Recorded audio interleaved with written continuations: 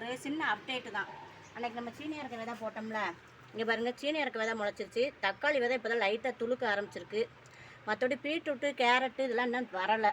இது வர 1 வாரம் ஆகும் உங்களுக்கு, இன்னும் இந்த முளைக்க ஆரம்பிக்கலை. இங்கே பாருங்கள் அதே மாதிரி நான் இது சொல்லியிருந்தேன் பார்த்தீங்களா, நான் ஷார்ட்ஸில் சொல்லியிருந்தேன் மிளகாதியை கட் பண்ணி விட்டினா நிறைய தளர் அடிக்கணும். இங்கே பாருங்கள் ஏகப்பட்ட தளர் அடிச்சு இங்கே பாருங்கள் மொட்டு உள்ளபடி வர ஆரம்பிச்சிச்சு.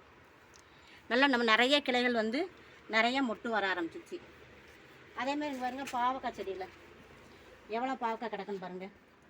இங்கே பாருங்கள் இங்கே ஒன்று இங்கே ஒன்று.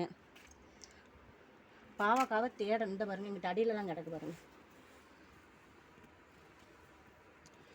இந்த இங்கே வேறு கிடக்கு, இங்கிட்டு 2 கிடக்கு. மொத்தம் பாவக்காய் வந்து ஒரு 10 பாவக்காய்க்கு மேலே என்ன செய்யுது நம்ம செடியிலேயே நமக்கு கிடக்குது. எல்லாமே இயற்கை உரம் கொடுக்கறனால தான். இங்கே இங்கே பாருங்கள் வெண்டைக்காய் செடிங்க, வெண்டைக்காயும் வந்திருக்கு பாருங்கள். நமக்கு கத்திரிக்காயும் நிறைய வந்திருக்கு.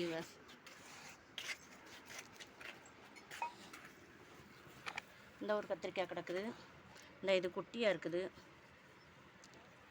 இந்த இதில் கிடக்குது. இந்த பாருங்க குட்டி குட்டியாக இருக்குது பாருங்கள். இந்த செடியில் நிறையா இருக்குது. இங்கே பாருங்கள் இங்கே பாருங்கள் 1 இந்த 1 இருக்கா, 2 இங்கே பாருங்கள் 4 5 6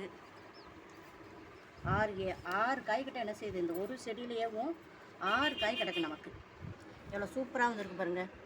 ஒரு சின்ன அப்டேட்டு தான். அதேமாதிரி இந்த செடியிலுமே காய் கிடக்குது. இங்கிட்ட ஒரு தக்காளி கத்திரிக்காய் செடி வச்சுருக்கேன், இந்த கிடக்கு பாருங்கள். இல்லை ஏற்கனவே ஹார்வெஸ்ட் பண்ணிட்டேன் 4-5க்கு மேலே. இப்போ தான் கொஞ்சம் பூ வச்சு என்ன செய்யுது காய் வருது. வீடியோ பிடிச்சா லைக் பண்ணுங்கள், சப்ஸ்கிரைப் பண்ணுங்கள். ஜோதி ஃபார்மிங்க. தேங்க்யூ.